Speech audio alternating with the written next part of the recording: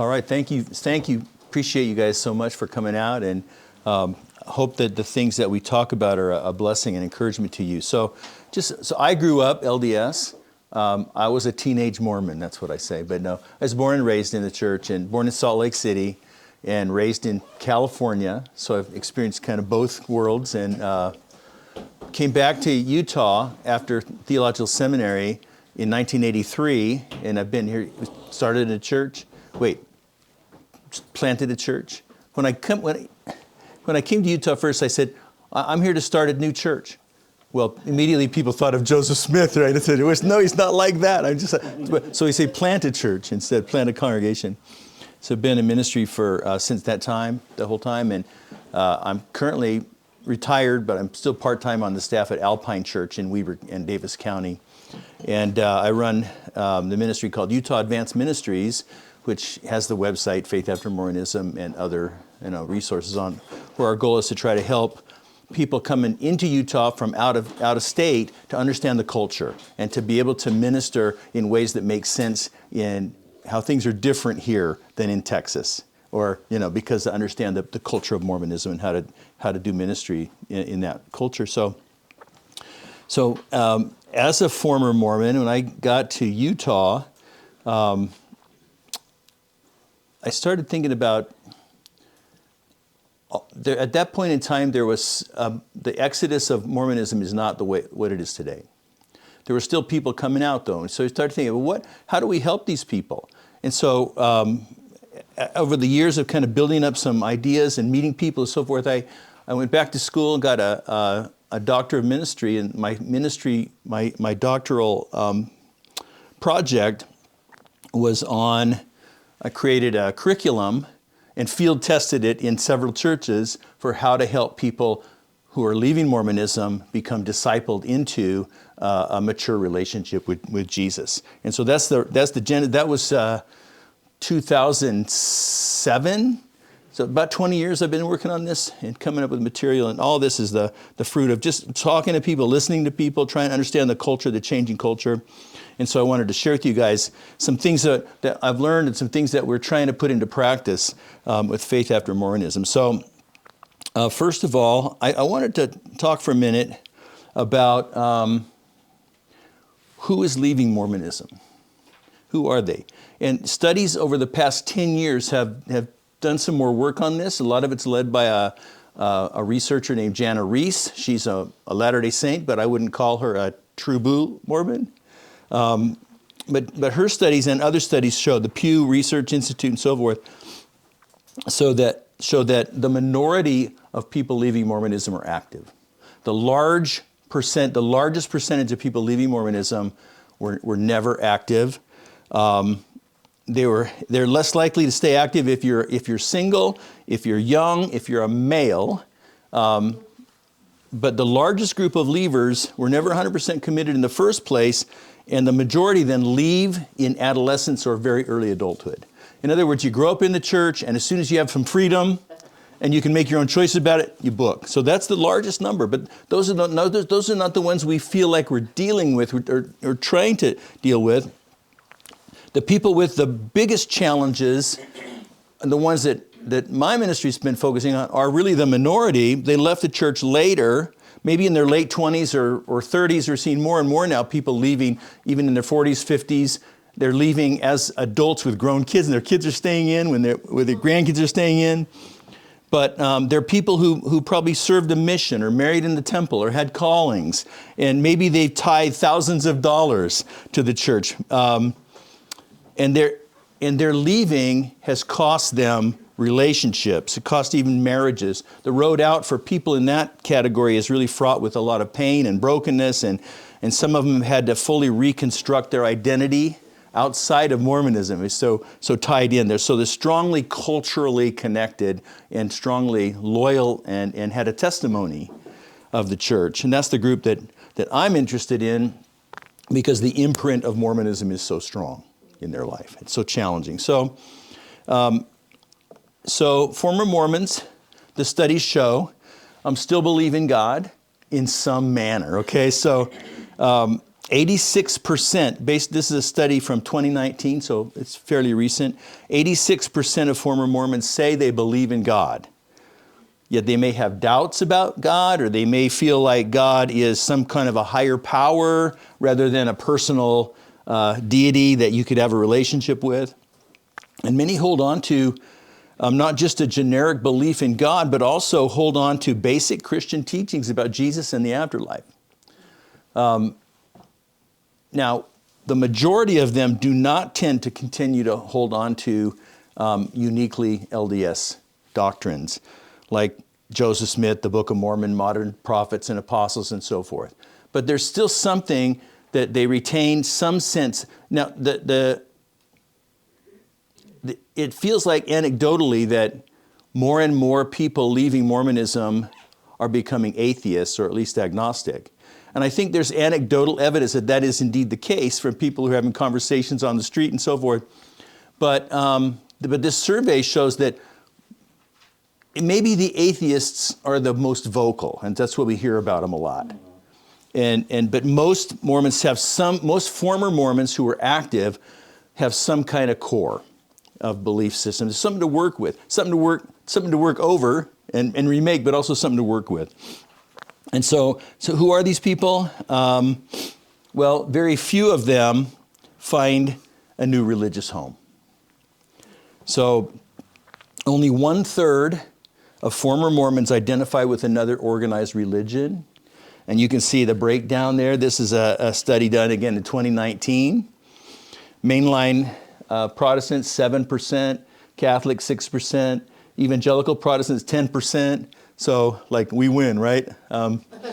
In some, but that's 10% of people leaving. Now, I think that number's higher than it used to be.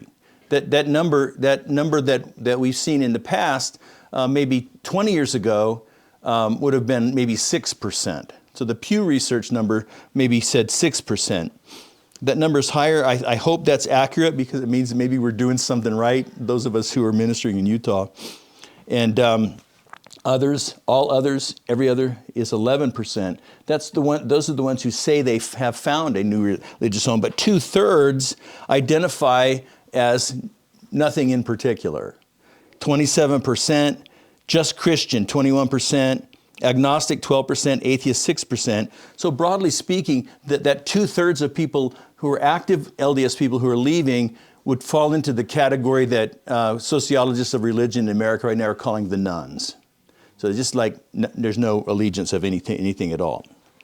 And so the Utah factor, this is something I've observed anecdotally, but this was borne out by the data in this study. Former Mormons in Utah are less likely to adopt another religion. So those of us who are former Mormons in the room today, we're awesome. That's great. Glad to hear that.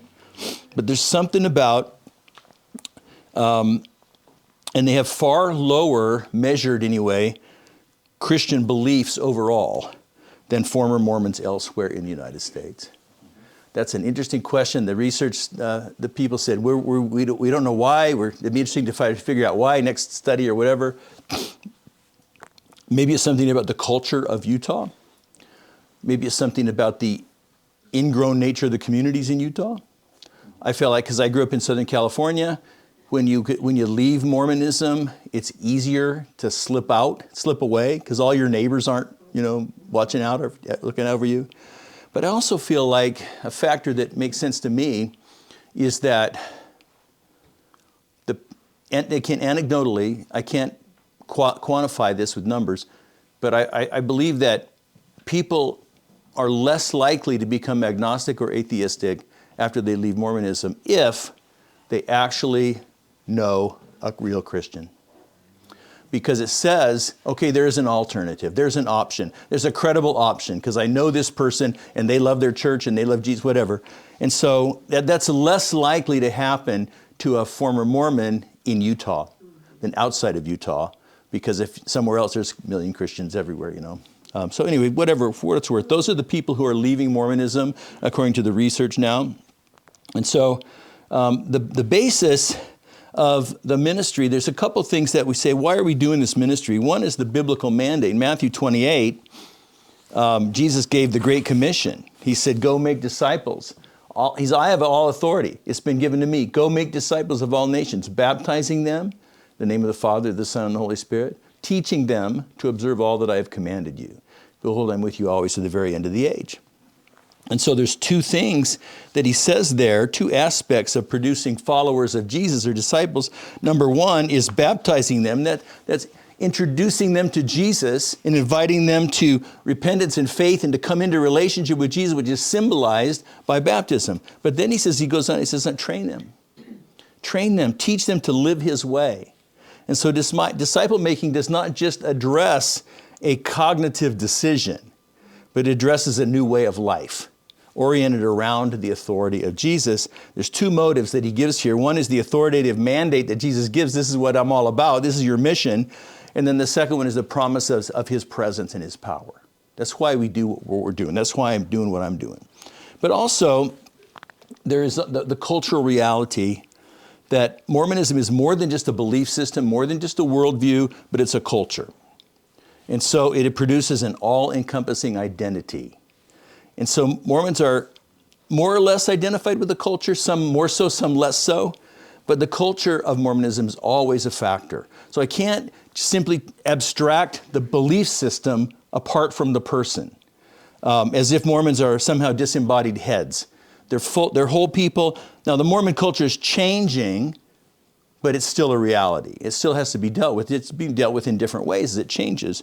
But because of the cultural enmeshment of Mormonism, that's why it's important to have some thoughts and think through how are we going to disciple them after the fact.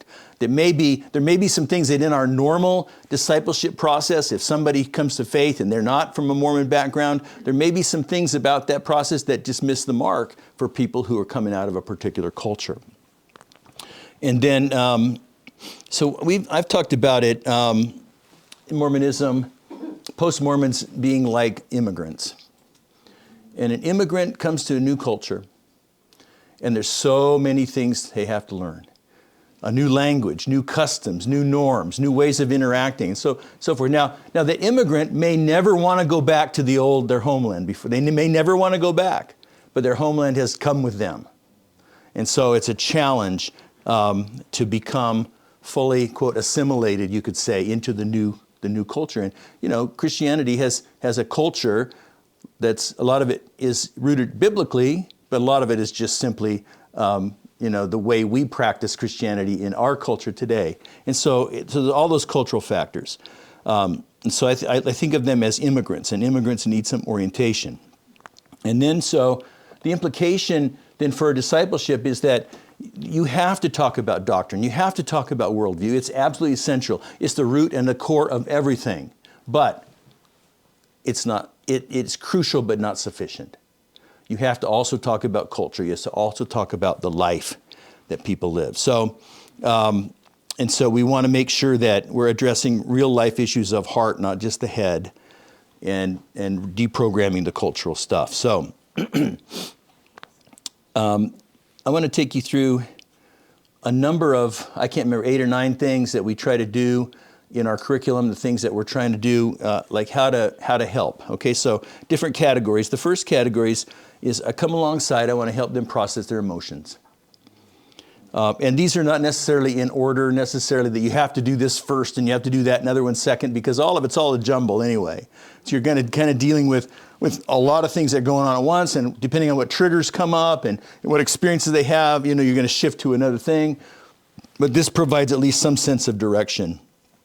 In 2013, this study called the LDS Personal Faith Crisis was engaged, and it was a team of scholars and experts within the LDS Church who are unnamed. We don't know who commissioned this study. There's some suggestion that it might have been commissioned by Dieter Uchtdorf, one of the general authorities, although I don't think that's definitive. But the point is that these experts and scholars surveyed over 3,000 LDS Church members to understand what caused a faith crisis for them. where they're at today and what they felt about the church after they learned facts that were not taught to them as members. And so the report ultimately was presented to Elder Uchtdorf, and it was given to the whole quorum of the 12 in the first presidency. Now, we don't know what they did with it. Anyway, it's out there floating around. But it identified the faith crisis as a form of religious trauma. So, members in a faith crisis who attend church regularly identified they're going to suffer the most mental and spiritual anguish, the ones who are regular attenders, as a result of discovering those issues. And for many, the faith crisis extracts an extremely high cost in spousal and familial relationships, in community neighborhood relationships, and often a strong sense of betrayal. So there's a lot of emotions. There's emotional content that's dictated and that's a result of all this. So we want to talk about those emotions. Now, one of the things that we talk about is a sense of loss or grief, because the person leaving Mormonism may feel the loss of many things, including a loss of my sense of identity. Talk about that in a minute. Loss of relationships. Talk about more about that in a minute too. But a loss of maybe my cherished heritage. I'm a fifth generation Mormon. My people go all the way back to, the early days to Joseph Smith, or they crossed the plains, or whatever. And that heritage doesn't really belong to me now in the same way anymore. The loss of my life-defining stories. The loss of my certainty about life and the nature of my place in life. The loss of familiar life patterns. Like, just the way things work. And the loss, which leads to this, I call it the loss of equilibrium. The sense that my life is just thrown into chaos. And I don't know which end is up. And I've got all this stuff to sort out. And that affects me emotionally. And so it can also lead to grief. Loss and grief go hand in hand, right? And then other emotions that we like to talk about: anger, fear. What's next? Oh, what happens to my family now that I've rejected my temple covenants? What happens to me in my community? Am I going to be blackballed or ostracized? Betrayal. The sense of a sense of shame. Like how could I have believed that? And regret over I gave them thousands of hours of my life and thousands of dollars of my time. And when I went on a mission, I convinced a lot of people to join this. So there's regret and shame and guilt over all those kind of things. So there's a real emotional. Now, for everybody's going to have a different experience for sure. For some, it's more traumatic. For others, less so, depending on what kind of a Mormon they were, how deeply involved they were, and depending on how others treated them in their exit, and depending on how they went about their exit, and maybe depending on where they live. If they live in Southern California, or if they live in Utah County. So the emotional thing, we want to help. Help them work through and process those emotional. First of all, identify those emotions and be able to name them and say, I know what is going on with me. But then also to respond to those emotions by trusting Jesus. Respond to those emotions by finding God's peace that passes understanding. So we have a really biblical perspective on emotions, and we help people through that. The next stepping stone, I guess you could say, on the journey, we want to help them solve the relationship challenges. Now, in LDS culture, family is very, very important. So when you leave the church, you might face the challenge of how your decision is going to affect those family relationships. And not just family, but your whole neighborhood is your ward in Utah, maybe where you work. You're all maybe working with the majority of LDS people. Some key relationships with extended family, cousins, siblings, and then of course parents is huge, who are the grandparents of your children. And then, of course, the people who live under the same roof as you. Really, that's probably the most challenging thing. And so we want to help people figure out how to handle those responses. Now, I've seen a spectrum of responses from LDS people to the person in the faith crisis, a whole spectrum from mild to severe. I think it feels to me like it was more severe in the past. Mine was not severe. I mean, I've talked to people recently in the last year or so who've told me, this girl coming out of Mormonism, she's a young adult, she started coming to my church. I met her dad, who's a true blue Mormon, and her dad told me, I'm really thankful that you guys are there to create a net for her. Now he's going like, I wish she hadn't left the church, but I'm glad she could land with you guys. So there's like a spectrum. I know other people who have been completely disowned and written out of the will, so to speak, because of their decision to follow Christ. So it's a whole spectrum. Now, I think over the years, again, this is anecdotal, I can't prove it with statistics, but it feels to me like it's less severe than it used to. And maybe one reason why is because back in the day when I left the church, there were very, very few people leaving. And so it was easy to vilify. It was easy to come up with, you just wanted to go live a sinful lifestyle or whatever the things that Mormon people say about apostates. Now, everybody in the church knows somebody who left. And so it's harder to maintain those myths, and it becomes like, gosh, that person's not this evil person that I was taught to think they were.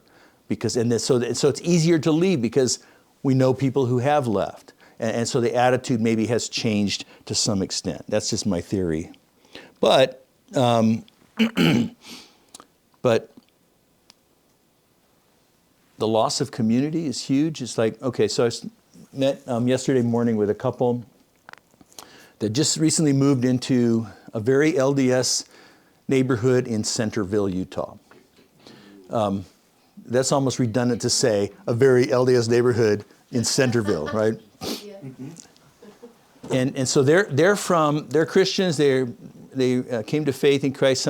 They're from Louisiana, and they started coming to our church the last 3-4 months, and they're very. They want to share their faith. They want to connect with their neighbors. So we spend a lot of time talking about some of this stuff. And so they have friends who are active in the church, neighbors. They have friends, one couple in particular who's left the church. And that couple is experiencing what I call social excommunication. In other words, that you're just going to treat you differently. And their kids who are in high school, the other kids in the school who are in the ward are saying horrible things to them. Horrible things to them. And the group me chat thing for the whole neighborhood, like the woman who left, she's been excluded from the chat, so socially excommunicated. And so loss of community. It's hard to rebuild and hard to figure out. We'll talk a minute about trying to figure out how to help people find new community. But it can be so emotional, again, that those relationships are valuable. And so we want to coach people not to just cut their ties, not to just burn their bridges, and to figure out, how do you tell people that you're leaving? Is there a way to go about that where you don't flame them, by sending them all the details from the CES letter? So how do you handle those conversations? Who do you tell, and how do you tell who? And do you write a letter? Do you make phone calls? How do you have it can be a really difficult conversation to tell your parents. And so how do you do that? We want to coach people to do that in ways that try to sustain the relationships, but also to create meaningful boundaries. Because so many stories I've heard about how parents leave the church, their kids are still in elementary school, the grandparents start undermining, and start subversively inviting their kids to primary or primary isn't on a weeknight anymore like it used to be, but inviting their kids to church events, social events, and talking about behind the parents' back. So setting boundaries and communicating. We want you to have a relationship with your grandkids, but it's really important to us that you observe these boundaries. And so trying to coach people on how to solve those relationship challenges. Another one that we want to help people with is help them to develop appropriate trust.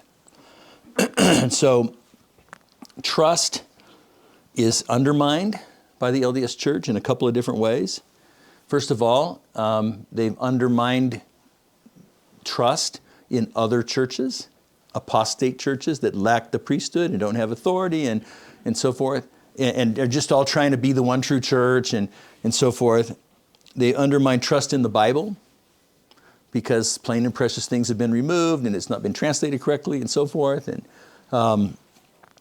And then, so when you leave Mormonism, right, okay, where are you going to go? Don't leave the boat. Where are you going to go? And so there's that sense of like, there's nothing out there for me. If you're cut from the varsity team, how much do you want to go play for the JV? That's the heart, that's the trust. But also undermining trust when a person leaves with a faith crisis. They have discovered reasons why the church and its leaders have proven untrustworthy in their eyes.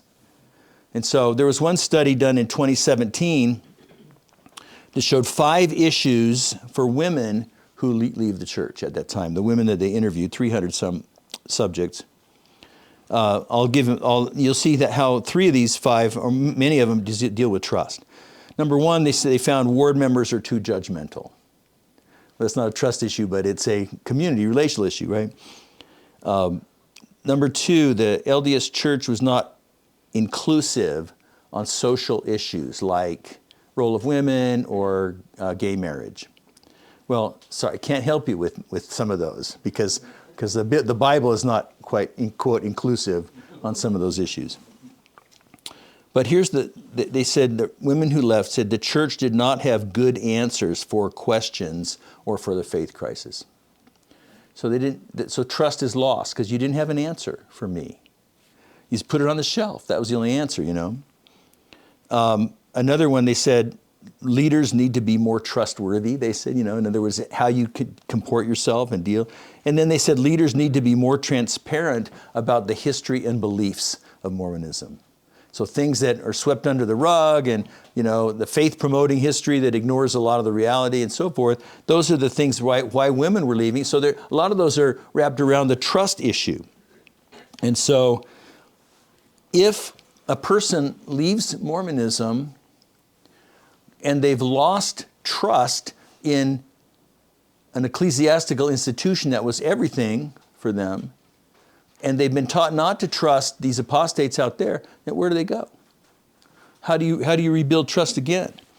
And so that's what we try to talk about, the need to rebuild trust and how to rebuild trust in churches, in pastors, and in the Bible.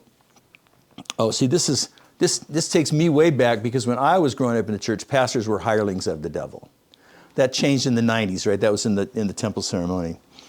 And it just made me laugh because God, devil could pay a little more, But that's still a lurking thing, even though it's not stated like that anymore. And so the thing is that we want to try to coach people leaving Mormonism that we don't expect the same kind of trust that the LDS Church expects from them. We're not saying, we're not expecting you to trust us as the only spokesman for God or as the restored gospel or whatever. And we want to encourage them that trust has to be earned.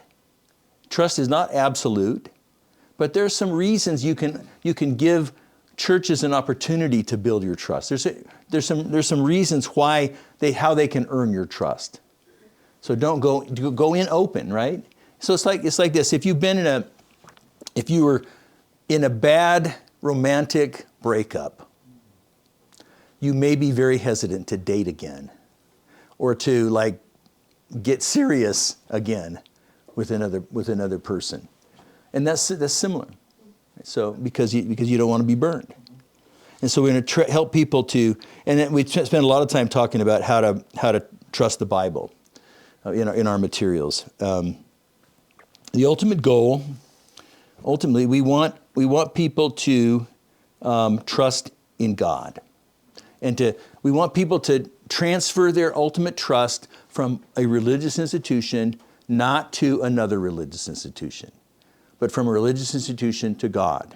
And once a person trusts in God, ultimately, then they can trust churches and pastors and the Bible but not in the same kind of way that they were taught to trust in the Mormon church. So that's what we're working on with people. That's the third kind of issue that we want to try to tackle. And somewhere along the line, this is one that kind of permeates throughout the process. We want to help them sort out worldview questions. Notice, what do you really believe? What's really true? Worldview just means what's the nature of reality, right? It's like, is there a supernatural reality outside of this? What's the nature of human beings? What's the human problem? What's the solution to the human problem? What is reality objective? Are we just all living in the matrix, or is there something real that we're part of? And so those are all worldview questions. And everybody has a worldview. You may not have articulated it or thought through the answers to all those particular questions, but we all have a sense of what we believe is real, right? And so so we're going to try to spend some time with a person leaving Mormonism to deconstruct their LDS worldview, to identify, like, okay, what is this all about? What do you actually believe? Now here's what the church has said, but what do you actually buy? What do you actually, and then here's what the Bible says, It's one of the things I see over and over again is people go, oh, like, wait, I have this doctrine, this idea in my mind. Was that taught in Mormonism, or is that in my new church? Like, whoa, wait. Or like, what? You guys don't believe in a pre-existence? So things that some of the worldview issues have emotional connotations. You mean my family can't be together forever? Or what about my grandparents who died and never heard about Jesus? So those are worldview issues. I'm going to try to rebuild that. How do I know what to believe? And kind of even more importantly, how do I figure that out? How do I know how to evaluate truth and how to evaluate reality? So we're going to spend a lot of time. Everything we do is going to be rooted in the Bible and what the Bible says. And what we discovered is, we want to make great arguments for the reliability of the Bible. We can talk about textual transmission and how it was translated, transmitted correctly, and all the reasons why, but the other thing that really establishes that credibility is just that we just use it. We just use the Bible. We don't have to explain why we're using the Bible or do all the apologetics every single time. We just use it and let it be released into their life and have the power that the Holy Spirit gives it. So we're talking about worldview. The next one is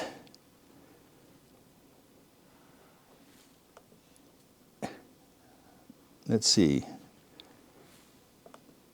Okay, there, I got ahead. Help them define a new identity. The question is, who am I now that I'm not LDS anymore? Because the LDS church defined so much about who you are.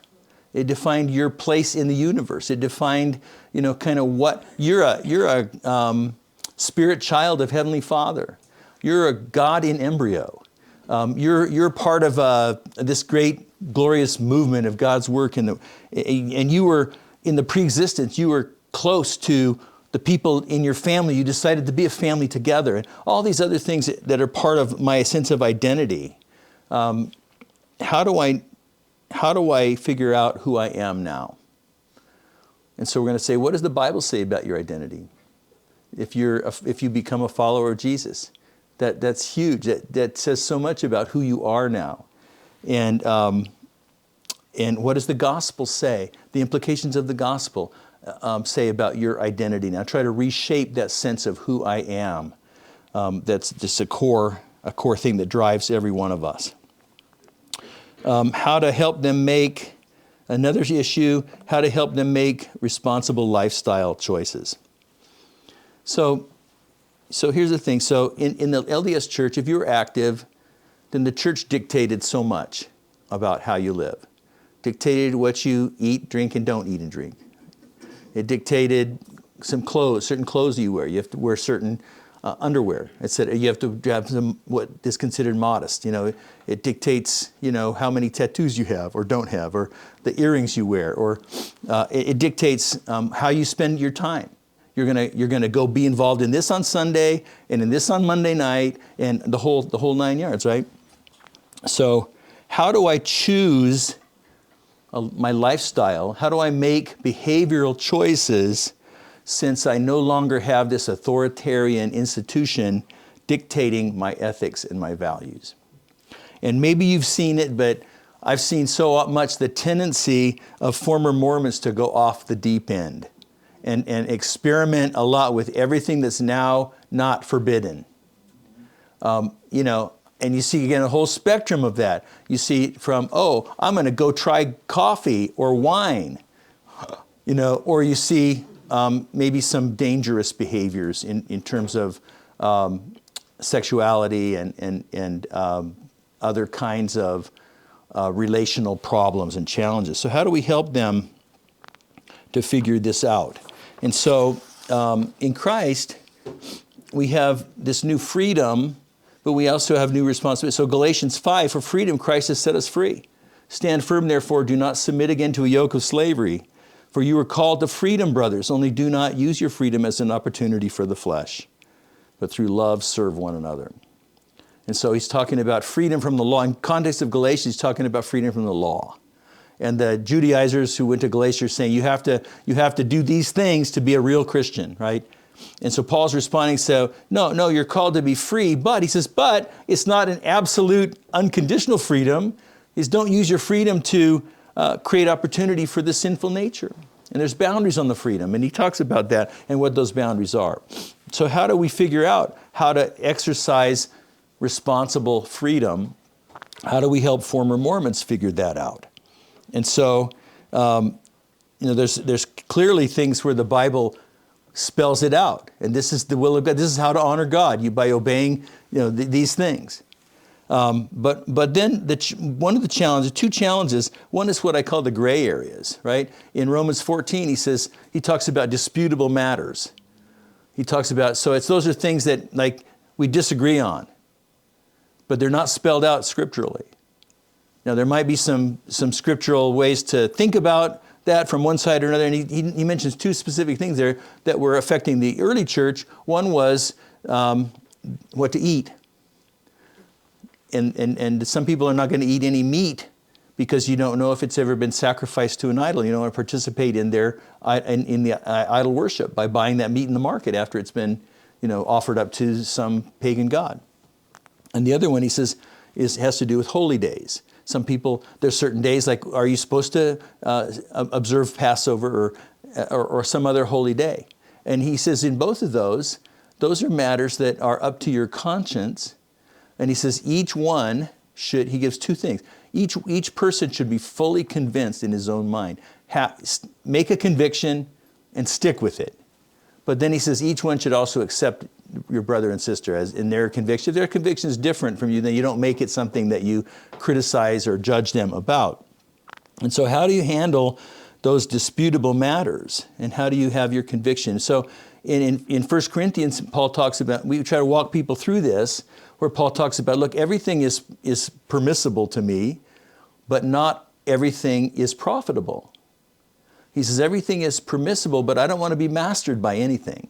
Right? So he gives some broader principles that aren't like off a list, do this, don't do this, but ways to think maturely about, do I really want to do that? So I'll give you an example, like use of tobacco is not forbidden in the Bible. But is it beneficial? And will it master me? It very well could. I don't know, I've never smoked because I grew up Mormon, so I still don't drink coffee. That's just because I don't like it, but So, but how to help them figure out, and the other issue, not only the gray areas, the other issue that's a challenge for people leaving Mormon church is there's so many options now. There's so many, before it's like there's one authoritative voice. There's, one publisher. Well, there's kind of one and a half. There's Deseret Book, there's Bookcraft, but Deseret Book, there's one authoritative magazine. And so there's like, okay, I don't have to worry about now as a Christian, there's all these programs on the radio and there's all these blogs and YouTube channels and how do I know? There's all these churches I could go to. Before I was like, just go to the church that you're assigned to in your neighborhood. But now what?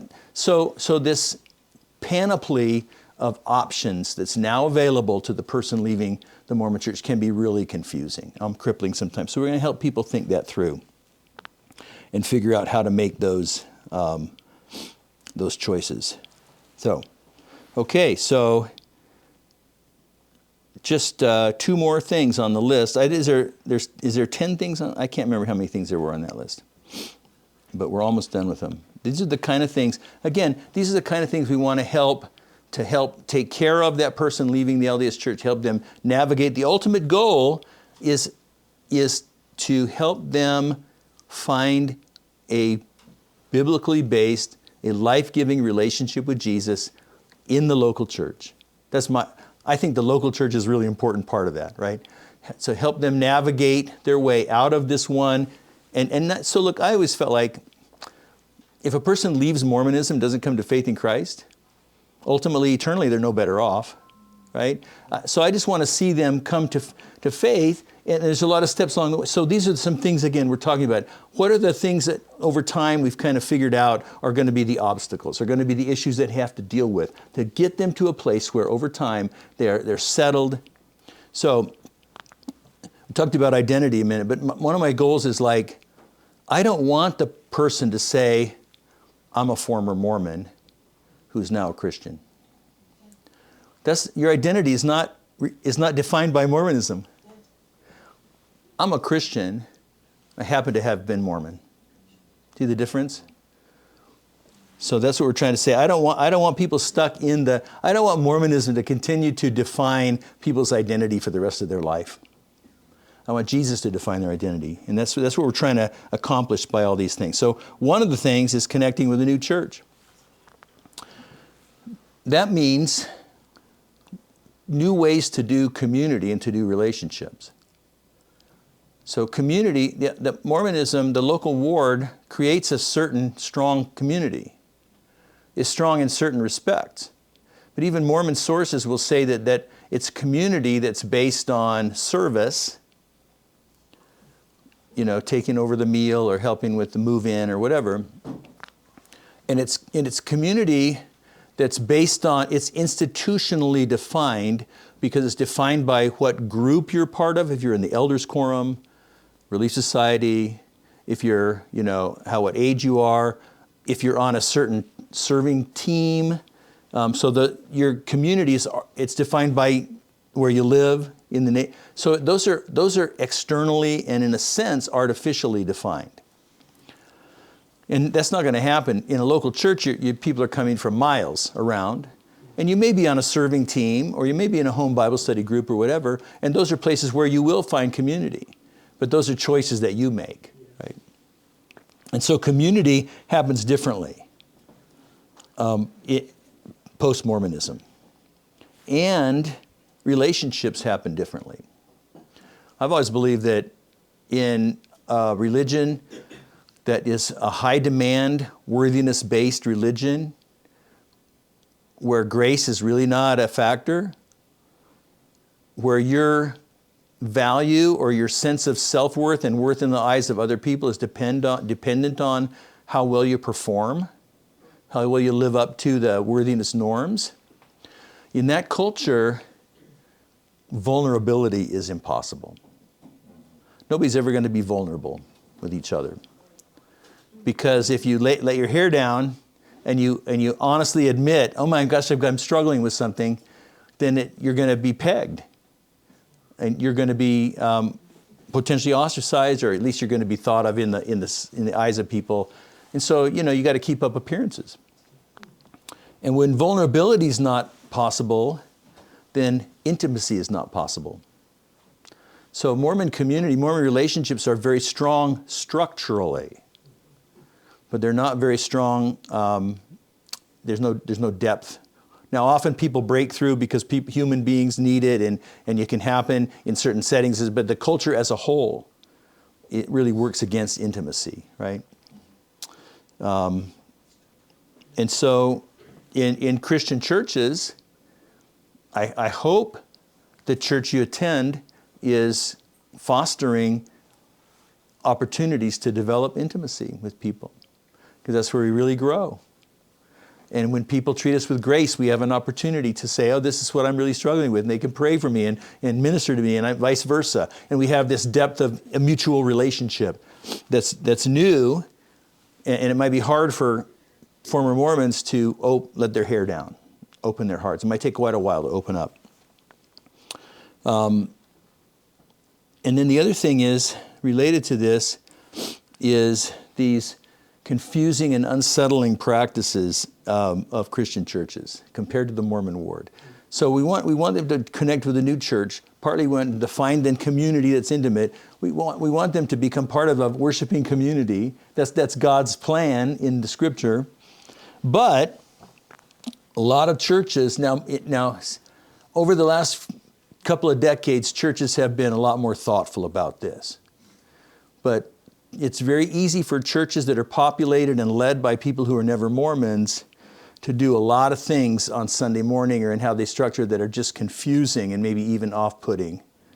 So we talk about how do we reduce the cringe factor for the former Mormon coming in,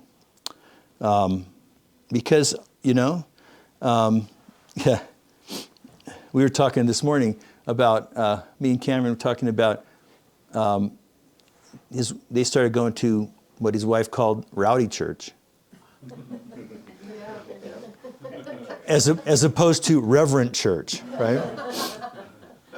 And so that's a cultural thing. What feels like a lack of reverence, this loud music where oh my gosh, they have what? Drums?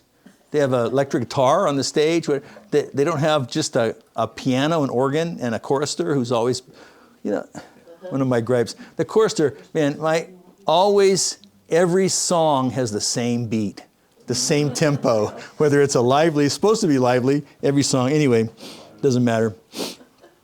I have one brother who came out of Mormonism. I'm one of 10 kids, and 7 of us are still alive, and 2 of us have left Mormonism. And man, he was like, when he first started attending a Christian church,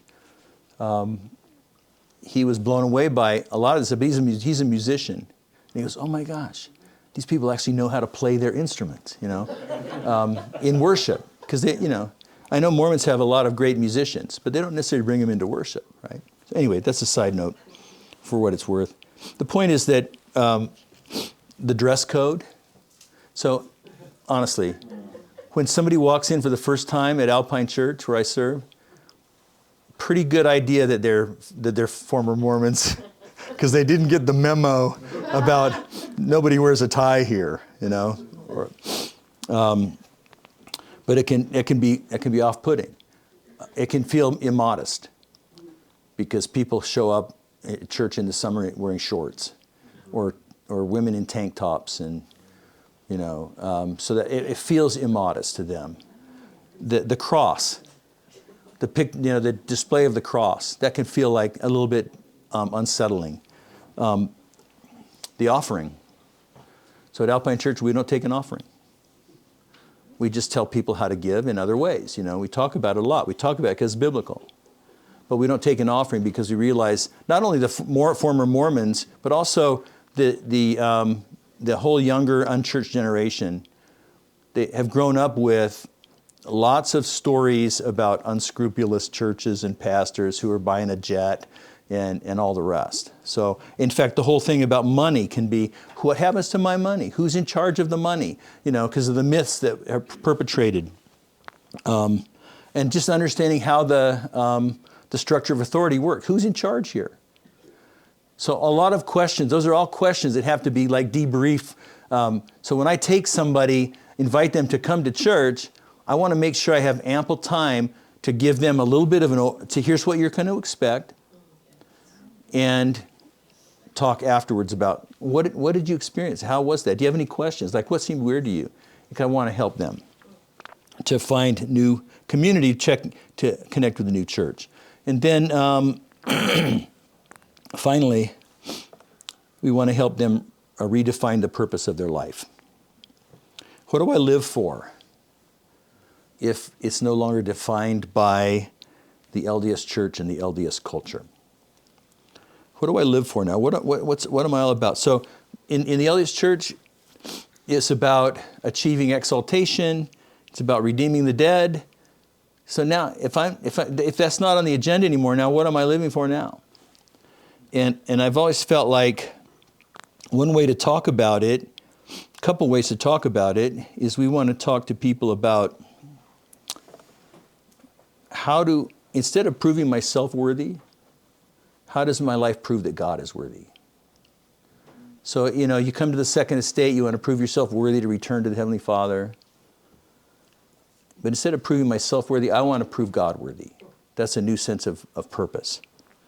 And then we also have the biblical purpose to live on mission with the Great Commission, Matthew 28, go make disciples. We looked at that earlier. 2 Timothy 2, verse 2 says, what you've heard from me in the presence of many witnesses, entrust to faithful men who will be able to teach others also. So there's a sense of my purpose now is to pour into other people, to help them come to faith and help them grow in their faith. And so all of those things to think through now. And again, this is later in the list because now maybe they've come to faith. When they first start coming into our programs and into our church, I don't know if they're believers or not, right? So we're going to talk about, we're going to deal with the challenging things that they're facing emotionally, relationally, and try to clear the decks a little bit. We're going to do that from a biblical framework, but we're going to get to the worldview stuff and the biblical doctrine stuff. But I need to kind of maybe give them some space to think about that stuff by helping deal with the immediate crisis they're going through. And again, there's no template for it. It's very individual. But ultimately, once they decide to follow Jesus in some way, then a lot of these other things fall into place. A lot of these other things can be dealt with. Identity, purpose, and all the rest. That's why I don't start with this, right? Because it implies that people are making some progress. So let me finish. Let me just give you a couple resources that would may be helpful in this. So we mentioned in the introduction, this is my website, faithaftermormonism.org. This is the source that we use to help. It's a collection, a library of short videos. They're all 6, 7, 8-minute videos on various topics related to the things I've just been talking about. Right? So this is designed, really it's not designed for an end user. It's not designed for the transitioning Mormon to go to. They can do that. That's fine. We hope they will, versus nothing. But it's really designed for a person who's mentoring someone. It's really designed for you. If God puts someone in your life, you can come alongside and help that person. This is designed for you to go and find some topics to talk about. And so we just say, you find a topic, you learn about it, and then you go. So the way we do it is I may assign to that person one of the videos, watch it on your own. When we get together, we'll explore it together, and there's some discussion questions and stuff like that with everyone, and that'll help us. And it's not just, there's going to be plenty of things that come up in the conversation, but it gives us a starting point that has some purpose and some focus. So that's there, and I'm working on updating it some and adding some new videos on things that I've become more aware of lately. So that would be a resource you could use. And another one, this is what I'm working on right now with a team of people, a curriculum for people leaving Mormonism called Faith Reimagined. It's not available yet. It's supposed to be available in the fall, if we can keep all our deadlines. It should be available. It's a 12-session video-based discussion support group So 12 videos, 12 topics, covering pretty much exactly the topics that I've just walked you through, but designed to have former Latter-day Saints on the video who are telling you how to think about this. These are some ideas. These are some things you want to deal with your relationships, the emotion, whatever, and weaving that into their own story.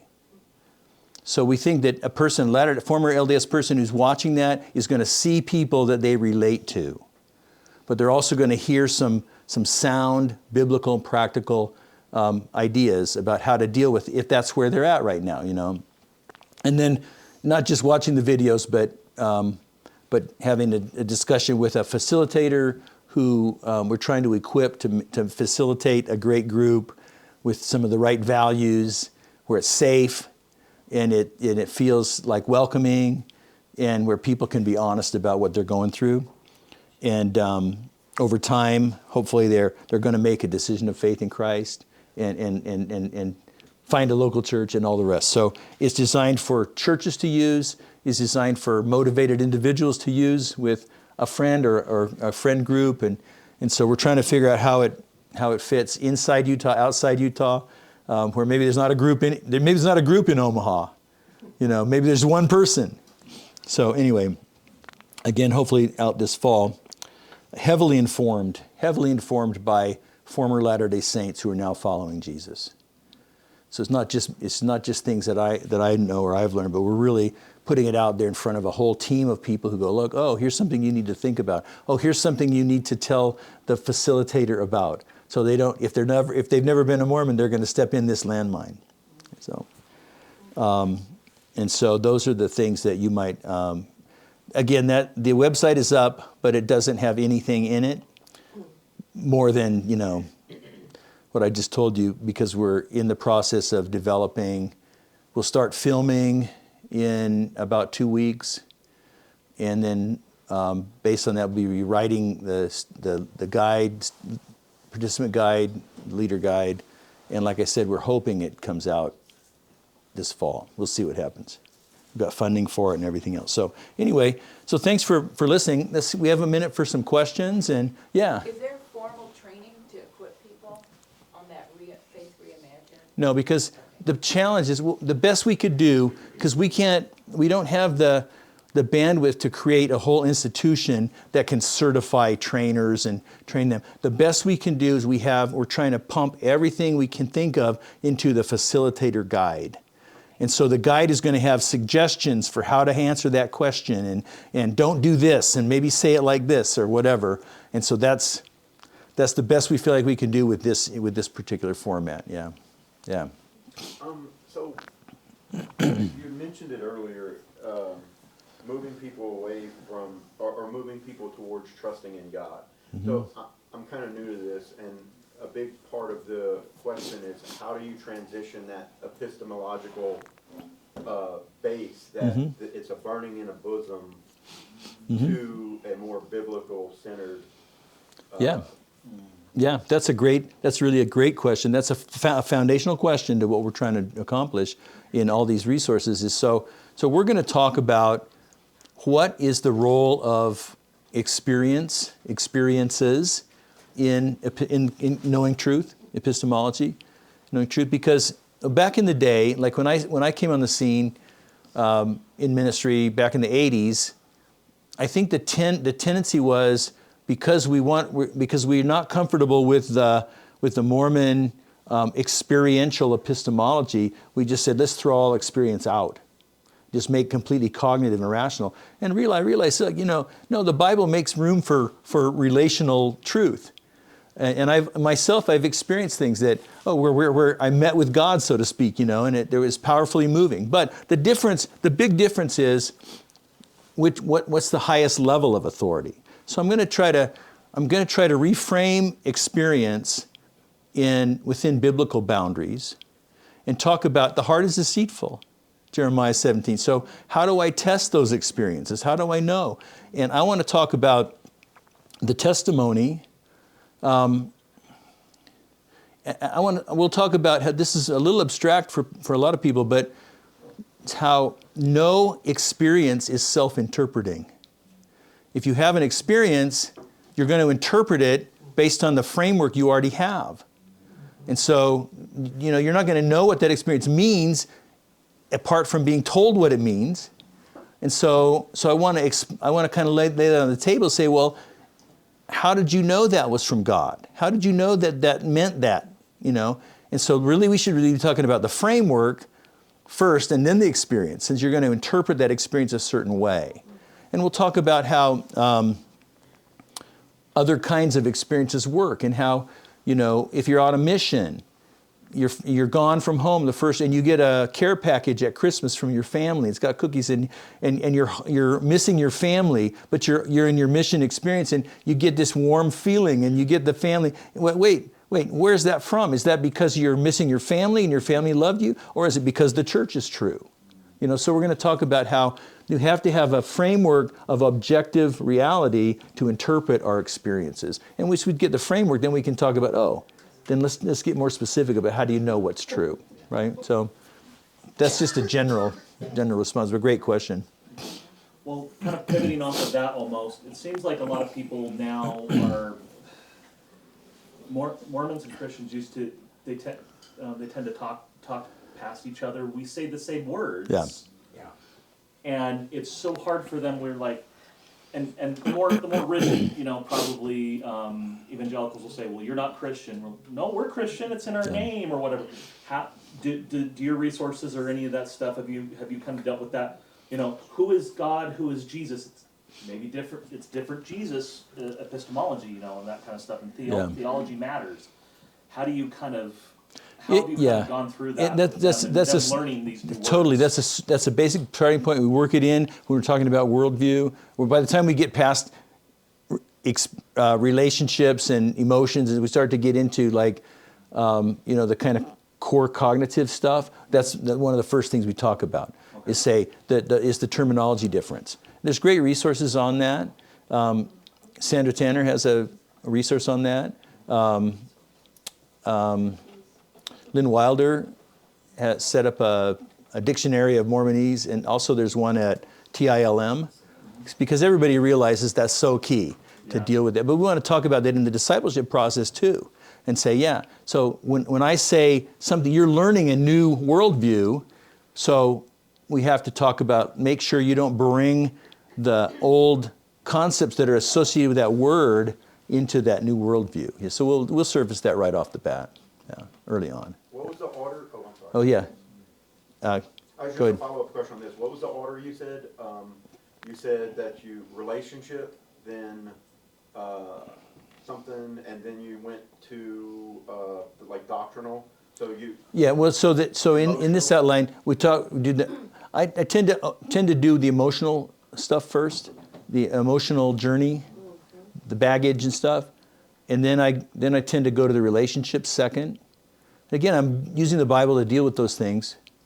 And then, trust enters in there somewhere early on, because I need to maybe rebuild trust in the Bible, and then we'll talk about worldview. Now, again, it's not like I never talk about worldview beliefs. If they're asking a question about, wait, what do you mean by it? Then we'll talk about it, right? But I'm not going to lead with it necessarily right off the bat.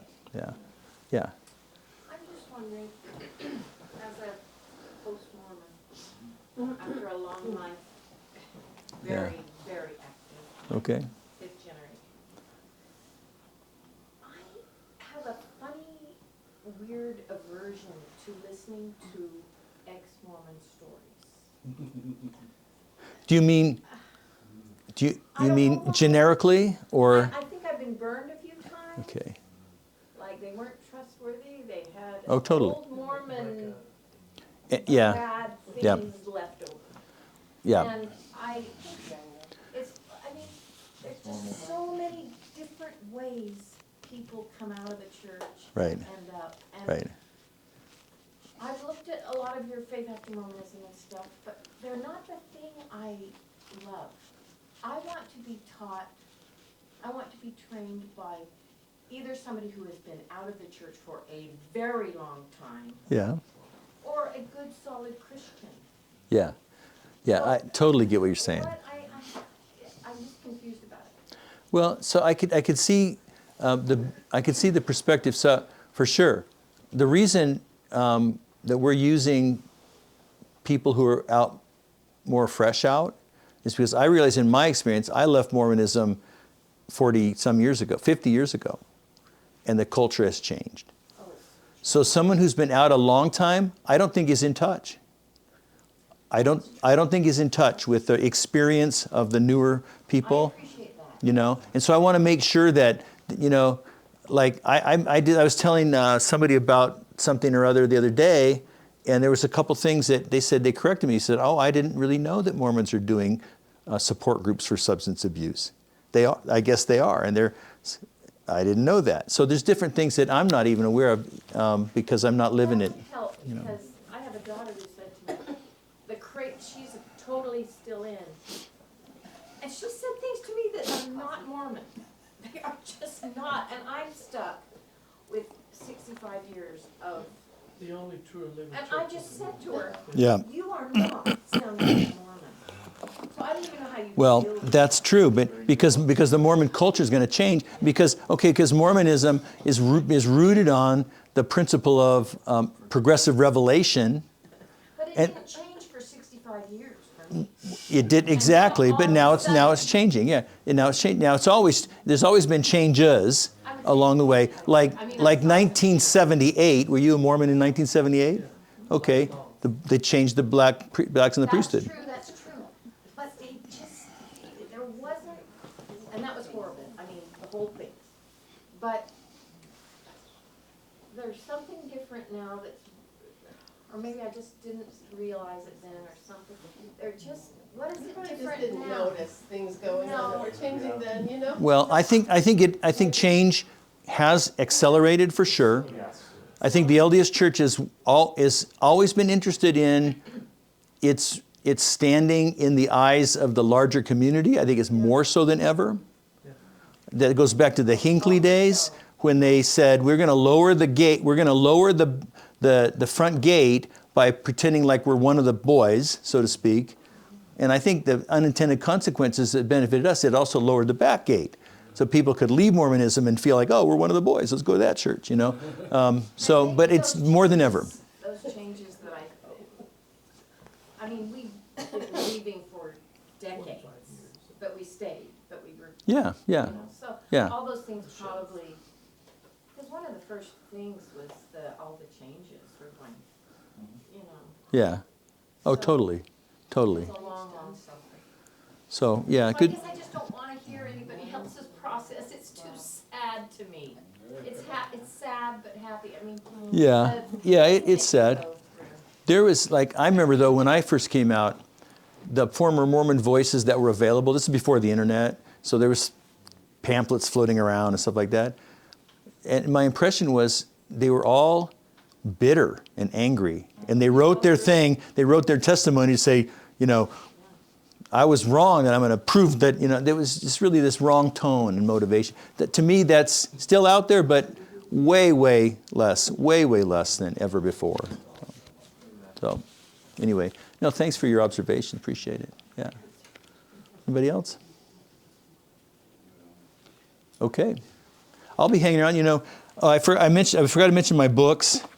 I wrote this book called Understanding the Book of Mormon. So if you've been LDS, you don't need this. I mean, maybe you do, but maybe you do, depending on where you're at. It's written for a average Christian Sunday school type audience, so it's not detail or a lot of depth, but it's true. It's not true like I would have said the Book of Mormon is true, but it contains truth as much as God let me. And then I later wrote this book called Understanding Your Mormon Neighbor. These are for people who've never been Mormon to understand. And this one's dated now because I wrote it before they changed the Sunday schedule from a 3-hour block to a 2-hour block, and before they got rid of home teachers and word teachers. So they do ministering now. It's called ministering. And so this has a few minor details that are not. So, but this is for people. If you're new to Utah and you want to understand who are these people, like what this is it's an ethnography of Mormonism, and these are all. And this one wrote about a year and a half ago. Co-wrote this one called "Responding to the Mormon Missionary Message." And it's, instead of running away from the missionaries or hiding out, how about engaging them for the gospel? And all three of these are available here at the store, at the research center. And I'm going to go out to the table, and I will talk out there. And if you want me to sign one, if you buy one, I can sign it. And I guarantee that it'll be worth 50 cents more in the yard sale than at the end. And then one that's not for sale here, I don't have copies of it, but this one I wrote, Jesus Without Joseph. It's a Bible study guide on following Christ after leaving Mormonism. So it's Bible study. Every lesson is fill in look this Bible verse up, interact with it, and it's only available on Amazon Kindle or Amazon Direct Publishing. So if you want the Kindle version, you go to Amazon. If you want the print version, you go do the print and click, and they'll print one out for you. And so I don't have to keep a stock I don't keep them in stock. Yeah. But I'll show it to you if you want to look at it. It'll be out there as well.